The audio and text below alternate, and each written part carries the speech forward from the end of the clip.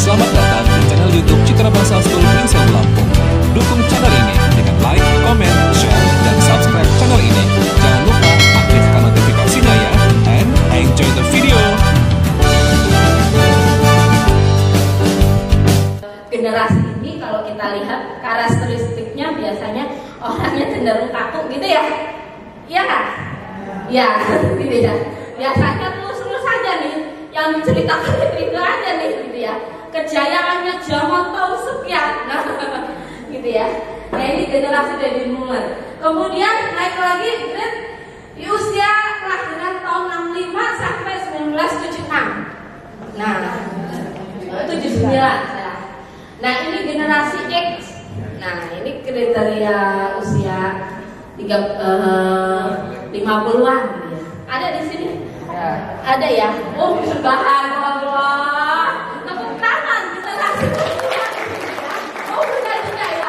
Subhanallah. Kalau generasi ini biasanya lahir di tahun ini, biasanya ciri-cirinya dulu apa, Bu? Yang terkesan, yang lagi viral di zaman-zamannya Ibu. Disiplin ya. Kalau sudah lahir mengenai mungkin kalau yang tren itu apa? Misalnya produk apa kalau teknologinya?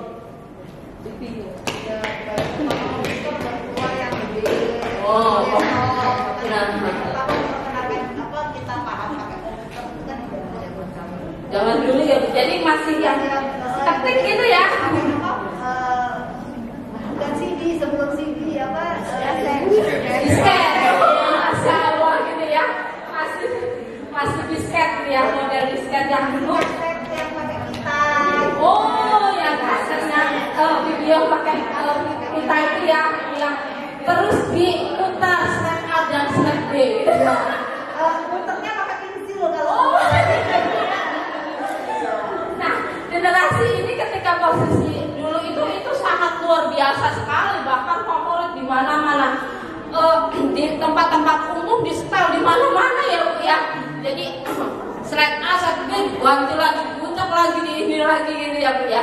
Itu ya, Bu ya. Dulu yang terkesan apa, Bu, kalau kita dulu itu nyetel TV pakai aki. Oh, nyetel TV pakai aki. Filmnya bagus. Nah, dilawannya akhirnya oh ya, Masya Allah gitu ya. Kalau kita mengingat zaman dulu ya Allah, perjuangannya mendapatkan tontonan saja harus berjuang. Layar tancap gitu ya. Rame-rame dulu ya datang ke sebuah lapangan gitu ya nonton film. Ini generasinya generasi X gitu ya. Nah, kemudian yang lahir di usia 80 sampai 95. Nah, ini generasi saya ini gitu ya. Kalau masih ada terekam dulu ya, mungkin generasi ini yang motor gitu ya, motor Ciali gitu ya. Terus baru mengenal juga kayak minuman-minuman yang terkenal apa itu? Jadi jajanan-jajanan Yosi gitu-gitu ya. Terus minum permen karet itu ya. Terus oh Yosa, sampai lupa Yosi namanya. Sampai ganti ya, generasi apa dia ganti. Yosa. Terus apa lagi tuh? BP. Kalau ingat ya. Terus apa lagi tuh ya? Apa ini? Pergantian antara TV yang hitam putih. Nah, punya kesan sendiri ya. Pergantian dulu mungkin TV yang hitam putih, nontonnya aja mungkin nebeng tetangga gitu. Mungkin ya punya kesan sendiri gitu ya. Nah, itu perkembangan teknologi zaman dulu gitu ya. Nah, kemudian juga di tahun 96 sampai tahun 2010 gitu ya, generasi Z gitu ya. Yang ini sudah generasi milenial gitu ya. Yang mana mereka sudah mengenal telepon tapi masih yang telepon manual gitu ya. Jadi masih pakai jari ring ada wartel gitu ya dulu ya. Nah gitu ya, ini generasinya tahun generasi Z. Nah kemudian generasi yang sekarang di tahun 2011 sampai 2025 adalah generasi Alpha itu sendiri. Nah coba saya di slide selanjutnya. Ini ada beberapa generasi tipikal orang dari generasi ke generasi itu sendiri. Yang pertama baby boomer tadi ya, tidak suka menerima kritik. Kalau generasi tahun ini gitu ya, ya kalau ngomong itu hal yang lurus-lurus saja. Jadi kayaknya kaku. Makanya terhadap orang-orang yang generasi boomer kayak gini, kita lebih baik banyak mendengar gitu ya. Dia mendengarkan, kan mereka ceritanya berulang-ulang, memori yang menyenangkan. Oh dulu zamannya mbah penjajah, gitu ya. Pokoknya, pakai pokoknya biasanya seperti itu ya. Nah pekerja keras, nah ini pekerja keras kalau orang zaman dahulu untuk mau mendapatkan sesuatu itu ya butuh kerja, butuh melakukan, gitu ya, benar-benar gitu ya. Apalagi kalau zaman dahulu dilihat dari ekonomi, faktor ekonomi yang mereka artinya yang nggak serba intra, nggak serba kecukupan semuanya gitu ya. Nah kemudian tanggung jawab setia pada keluarga gitu ya. Jarang ya kalau zaman dahulu kasus perceraian gitu kan banyak ya gitu ya. Jadi memang zaman dahulu karena benar-benar ya, kalau orang melakukan sebuah pernikahan ya itu benar-benar. Beda kalau zamannya sekarang gitu ya. Kadang tuh ada yang nikah beberapa hari, beberapa kemudian hari kemudian sudah anak gitu ya. Nah ini karena posisinya gitu ya. Kalau dulu itu kan memang senantiasa diajarkan rasa tanggung jawab. Untuk memiliki sesuatu itu butuh pengorbanan, maka butuh tanggung jawab gitu ya. Beda kalau generasi sekarang mau mendapatkan sesuatu itu cuma hanya minta terus dia dapat gitu ya, cara instan gitu ya. Makanya muncul perilaku yang cepat banget ngambil keputusan gitu ya. Nah kemudian di generasinya yang kedua tadi ya, dia itu cenderung usia 50 tahun ke atas ingin tekun bekerja. Nah coba lihat yang orang-orang yang masih produktif gitu ya, dia cenderung masih tekun gitu ya. Jadi ulet ya, orang bekerjanya tidak mudah menyerah, mulai mengenal teknologi tadi kalau sudah dipaparkan gitu ya. Kalau zaman dulu masih baru keluar tadi ya mesin ketik gitu ya, yang 11 jari. Kemudian menyukai pekerjaan. Nah kemudian generasi selanjutnya generasi Y, kemudian mulai dikenal teknologi milenial, memiliki jiwa entrepreneur. Kemudian terlahir globalisasi maka konsumtif. Nah biasanya generasi ini senang berjualan, apalagi kalau sekarang memodifikasi dengan online gitu ya. Jadi jualan online banyak ya. Karena sekarang yang pelakunya siapa? Pelaku generasi X gitu ya. Nah, kayak dunia ekonomian ya. Konsumtif suka ganti pekerjaan ya. Nah kemudian generasi Z suka selfie. Nah ini apalagi kalau yang belum pernah tersalurkan ya bakat terpendamnya. Nah dipendamkan lah sekarang, kemana-mana selfie, rombongan ibu-ibu pengajian kemana-mana cekrek. Nah buat status story cekrek gitu ya. Nah ini generasi jadi itu sendiri. Terus mulai kenal lebih, terus suka ngopi. Ini ya makanya banyak tempat tongkrongan sekarang ya, karena memang ini generasinya gitu ya. Nah kemudian kalau next ini generasi alpha gitu ya. Nah digital native gitu ya, melek digital. Udah semuanya ayat muda ini. Coba saya tanya kepada bunda parent semuanya, kapan sih mengenalkan mungkin HP ke anak kita? Mulai kapan kita mengenalkan HP ke anak kita? Gadget ke anak kita? Gadget aja. Kalau HP cenderung satu, kalau gadget itu kan perangkat semua ini. Kapan kita mengenalkan untuk generasi anak? Mulai kandungan. Mas waktunya ya kita mengandung. Anaknya sudah ditontonkan drama Korea, sinetron gitu ya, mudah-mudahan semuanya ya. Nah ini mengenalkan anak-anak kita seperti itu, dia digital native. Makanya mereka lahir itu udah kaget, gitu ya. Nggak kaget.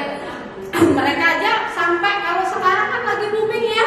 Kalau foto setelah lahir itu fotonya dibuat yang bentuknya macam-macam gitu ya. Nah ini yang generasinya, dia karena sudah dapatnya dari mana, dari kandungan gitu ya. Nah kemudian juga generasi yang paling terdidik dan sejahtera, apa-apa sudah tercukupi, udah ada lampu, udah ada HP, udah ada mesin yang lain membantu. Beda kayak generasi tahun tadi 50-an beda gitu ya. Mereka harus berjuang sekali. Ada yang pernah mengalami lampu teplok gitu. Gitu ya. Sentel bahasa Inggrisnya. Gitu ya. Ini tentu perjuangan sekali gitu ya. Makanya berbeda generasi sekarang. Beda kan? Mungkin daya juangnya dia. Karena apa? Terdidiknya polanya sekarang dia memang sudah terlahir sudah terfasilitasi, terus apapun dia mudah mendapatkan. Tapi kalau dulu beda perjuangannya. Untuk mendapatkan sesuatu mereka harus berproses, gitu ya. Nah inilah yang menjadi hambatan-hambatan. Mungkin banyak permasalahan yang tadi di depan kita utarakan, gitu ya. Banyak permasalahan. Karena apa? Stimulasinya itu kurang, gitu ya, di era zaman sekarang. Nah kemudian budaya hidupnya berubah karena banyak kemudahan, gitu ya. Jadi, nah model makan saja itu berbeda. Gitu. Kalau sekarang ngomong makanan tradisional, anak-anak zaman sekarang jarang yang kenal, gitu ya. Jarang yang kenal dan jarang menyentuh, gitu ya. Apa ini mungkin kayak dulu ya, apa yang ada? Nah, ada ciwul, cenil, nah sawut. Anak-anak zaman sekarang itu jarang yang kenal kayak gitu ya. Nah kemudian generasinya lebih cerdas dibanding generasi sebelumnya, karena anak-anak zaman sekarang itu mudah untuk cepat mengambil keputusan. Bagaimana nggak mudah? Tiap hari misalnya terpapar oleh misalnya tadi yang main gadget, main game internet, dia main game online. Mereka kan distimulasi bagaimana? Ayo kamu jadi leadernya, kamu jadi. Nah akhirnya dia membentuk polanya sendiri bagaimana untuk membentuk dirinya untuk bisa mengambil keputusan. Tapi keputusan yang dia ambil itu di dunia maya, bukan di dunia nyata. Nah ketika hadir di dunia nyata, mereka cenderung cuek, gitu ya, cenderung acuh tak acuh. Makanya dia nggak peduli mau ngambil keputusan apa. Ini nggak berpikir panjang ke depannya nanti buat saya itu bagaimana. Nah ini generasi alpha, gitu ya. Makanya mungkin beberapa kali kita mendengar kalau isu-isu zaman sekarang, gitu ya. Apalagi kasus perundungan, gitu ya, bullying, gitu ya. Mereka yang model bullying, model cyberbullying yang senantiasa berkomentar membuli di media sosial. Ini nih anak responnya itu semakin banyak menjadi dan dia semakin berani dibanding membulinya di dunia nyata. Walaupun ada juga gitu ya ketika membuli di dunia nyata. Tapi efek pencetusnya ini karena ya awalnya dari cyberbullying, gitu ya. Nah kalau kita perhatikan ya kasus bullying itu sendiri kalau di media sosial, kalau misalnya dia membulinya satu komentar pertama bulian, nanti biasanya ke bawahnya ikut membuli. Nah, sampai ada ya anak yang sampai putus asa gara-gara bullying itu sendiri. Sampai ada orang yang sampai bunuh diri gara-gara bullying itu sendiri. Nah, ini mungkin efek-efek saja dari beberapa kasus, tapi nanti bisa dikaji sendiri ini masalah bullying ini sendiri, bisa memfasilitasi belajar kaitannya dengan bullying itu sendiri. Nah, kemudian secara emosi mudah terstimulasi, terpancing. Jadi perilakunya cenderung agresif. Apa lu gitu ya. Jadi agresif gitu ya. Jadi mudah terprovokator gitu ya. Bentar-bentar marah gitu ya. Apalagi kalau disuruh gitu ya, terus nggak berangkat gitu ya, Nah ini juga pengaruh dari generasi alpha itu sendiri karena stimulasi gadget dan sebagainya. Kemudian jumlah saudara kandung ini lebih sedikit, rata-rata orang tua memiliki sedikit anak di era zaman sekarang. Coba saya tanya bundanya sekarang, yang paling banyak di sini anaknya berapa? Ada yang 5? Ada. Oh ada, masya Allah. Generasi tahun berapa? Kalau bunda lahiran tahun berapa? Ya sekarang udah 53. Oh 53, 3 tahun. Nah, gitu ya. Artinya beda generasi. Tapi kalau generasi yang tahun 30-an gitu ya, biasanya lebih sedikit gitu ya. Nah gitu ya, paling 2, 3 gitu ya, 4. Nah bahkan sekarang aja nah, adanya 5 anak lebih baik gitu. Nah gitu ya, jadi karena memang posisinya memang sekarang lebih gimana lebih praktis untuk mendidik anak nih gitu ya. Tidak bisa dibayangkan ketika anaknya 12 gitu ya. Kalau anak zaman sekarang mungkin kali tanya, anaknya 12 ada nggak? Enggak ya. Tapi ada, tapi generasi zaman dulu kalau ditanya anaknya 12, kira-kira didiknya gimana ya Bunda sekarang? Ada ya kalau ditanya gitu ya, saya pernah ketemu tetangga saya, anaknya berapa Bu?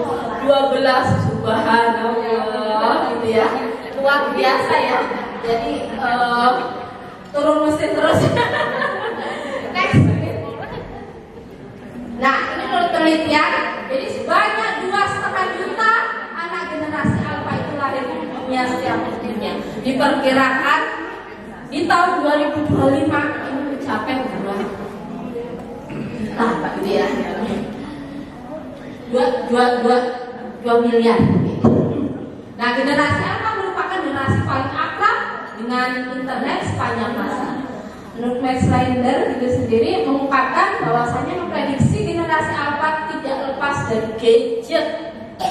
Nah, karena tadi ya sebelum lahir sudah dibekali gadget, gitu ya. Pas lahir ditontonkan lagi gadgetnya, nah gitu ya. Anak itu jadi ketika belajar tumbuh kembang, gitu ya, biar mungkin kalau bunda-bunda kalau pas mendapatkan anak yang baru lahir gitu ya, untuk nyambi biasanya mandi mau biasanya anaknya ditinggal terus disuruh dikasih tayangan TV gitu ya. Jadi anak zaman sekarang itu kayak sudah melihat TV posisinya seperti itu gitu ya. Padahal itu baik enggak bunda semuanya? Tidak ya. Harapan kita itu sebenarnya biar ada suara, jadi anak itu biar diam gitu ya. Tapi kalau kita lihat aspek-aspek perkembangan, aspek-aspek anak untuk pengen berkembang, dia bisa bicara, melihat sensor integrasinya terasa dengan baik, bukan hanya gadgetnya saja, bukan TV, bukan HP-nya. Gitu ya. Kalau untuk mengasah sensor integrasinya, gitu ya. Jadi kalau gadget itu kan pengaruhnya lebih tajam sekali ya dari audio, suaranya yang berisik gitu ya. Kemudian penglihatannya sinarnya yang terang sekali gitu ya. Nah, untuk taraf-taraf perkembangan kaitannya dengan proses otak. Nah, ketika ilmu itu memasuk tidak bisa stimulus yang kuat gitu ya. Tapi butuh ketenangan. Nanti kita belajar mengenai tadi yang kemudian cenderung kurang sosialisasi, kurang kreatif, individualis tadi ya seperti yang di depan, kemudian menginginkan hal-hal yang instan dan kurang menghargai proses. Next.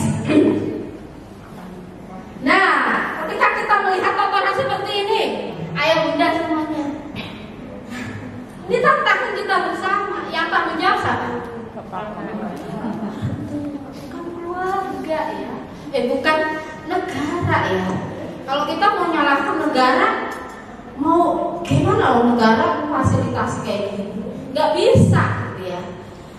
Kita bukan zamannya lagi nyalahkan orang lain, tapi yang harus kita lakukan bagaimana sikap kita untuk mendidik kita. Kalau generasinya rusak, kita nggak bisa itu dirusakkan. Ibaratnya tadi ya, kalau misalkan anak itu ibaratnya ketika ikan di lautan kan laut itu asin, airnya asin gitu ya. ketika kita mengambil anak gitu ya, anak itu tapi ikannya itu yang kita ambil gak ikutan asin gitu ya. Nah ini artinya proses penjagaan diri kita. Ketika mungkin lingkungannya buruk gitu ya, kita tetap mengajarkan anak, maka anak itu memberikan pengaruh pada lingkungan gitu ya. Jadi ketika ibaratnya ketika kita mendidik anak kita, juga didiklah tetangga kita.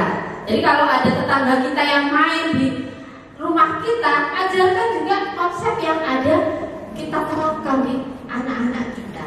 Misalnya pas waktu azan sholat nih, ajarkan anak tetangga juga ikut sholat.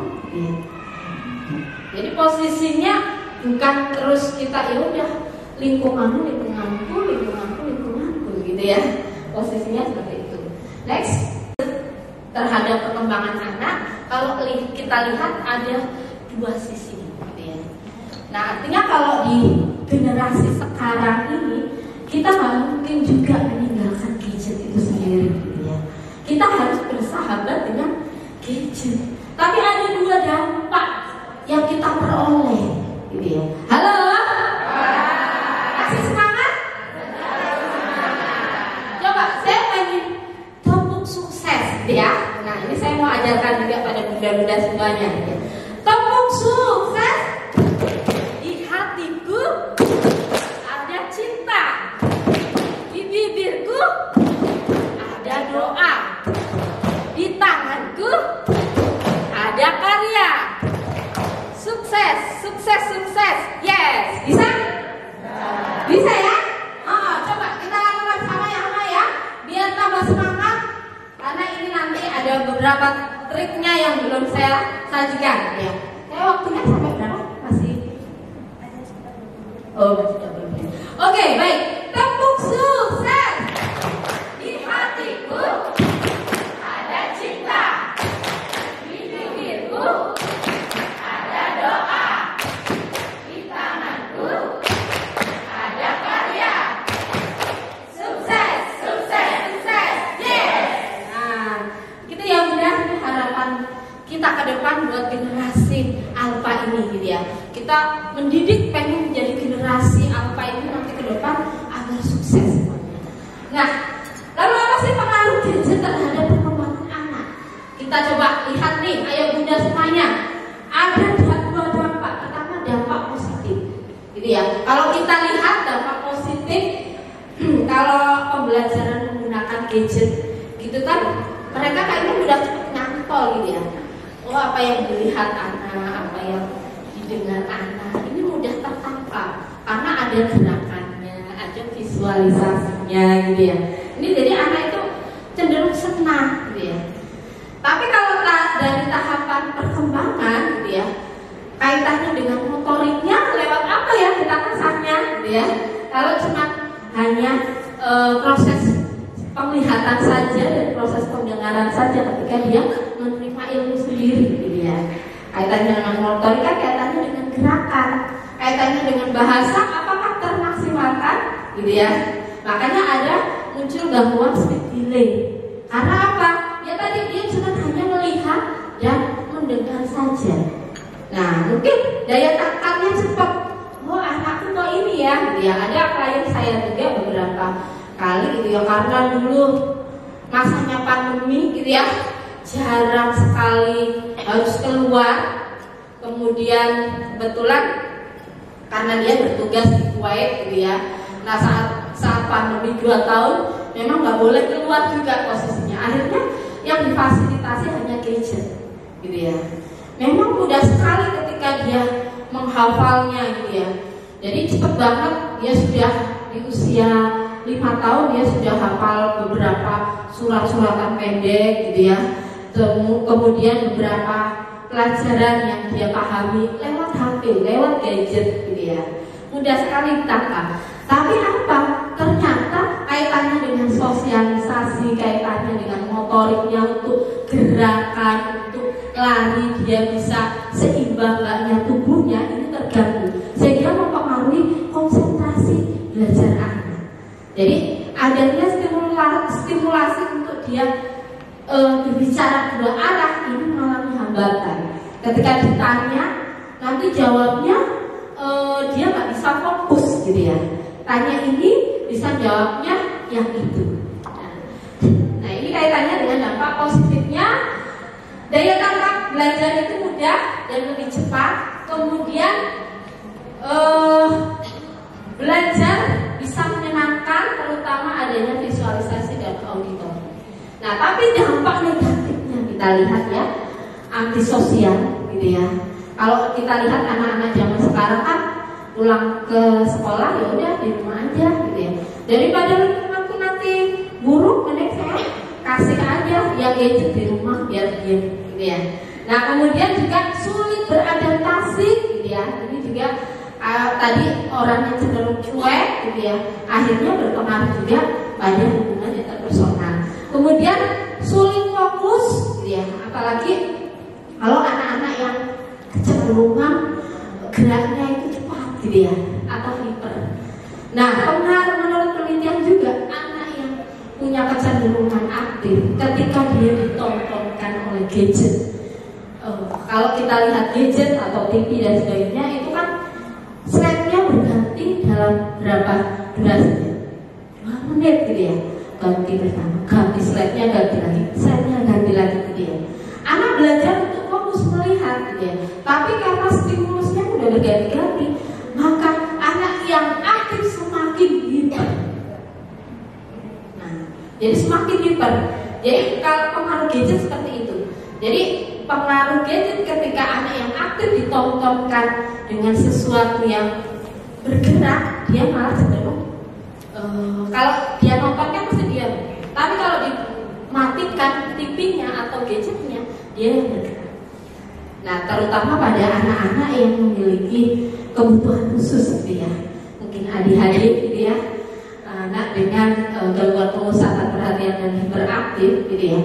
Hindari mungkin kurang gadget, penggunaan gadget. Nah, karena ini kalau hiper nanti semakin, kalau aktif semakin hiper. Nah, kemudian motorik halus kurang berkembang ya. Nah, kalau biasa menggunakan tangan, kalau gadget itu kan stimulasinya hanya tut-tut gitu ya. Makanya motorik halus kaitannya dengan menulis, ini dia tidak berkembang secara baik. Biasanya mudah capek gitu ya. Nah, maleslah. Terus tulisannya ini biasanya tajam-tajam nih. Terus nggak tebel. Nah, ini bagi anak-anak yang tadi mungkin terstimulasi gadgetnya lebih, terpaparnya lebih banyak, sehingga motoriknya nggak berkembang. Nah, kemudian mudah stres juga ya, karena pengaruh lingkungan, karena kebisingan, suara, audio ya. Kemudian daya juangnya rendah. Jadi kaitannya dengan untuk melakukan sesuatu itu yang nggak ada kegigihan gitu ya. Jadi melakukan sesuatu yang serba instan kan ya. Misalnya pengen apa tinggal pencet. Nah, kayak dulu kita, generasi kita kalau pengen bajunya bersih itu kan dipucuk dulu, disikat gitu ya. Kalau yang sekarang tinggal pencet gitu ya. Kapan bisa terbentuk pola itu gitu ya, benda semuanya serba instan. Jadi kalau zaman dulu mau bikin cahaya, mungkin kalau ada lampu gitu ya pas penerangan, jadi butuh oh iya. Baik, next mungkin. Nah, saya gadget di sini jadi ada faktor resiko. Jadi resiko kaitannya dengan gadget ini karena dia memang berhidup menghadapi resiko di dunia lain dan tidak mampu menjadi apa-apa di dunia nyata, maka tidak akan pernah merasakan malu berhadapan dengan orang lain. Kemudian mereka tidak takut berbuat apa saja di dunia nyatanya. Kemudian mereka bebas berkomentar bahkan kemudian. Selain resiko, next ada juga reaksi reaktif gitu ya. Reaksi reaktif ini informasi yang disajikan hampir semua orang itu mendapatkan dan tanpa sensor. Makanya anak-anak itu mudah meniru perilaku orang dewasa, sehingga mereka ketika belum matang pun akan terbentuk pola-pola perilaku yang dia nampakkan tidak sesuai dengan seusianya. Next, nah ini perkembangan otak.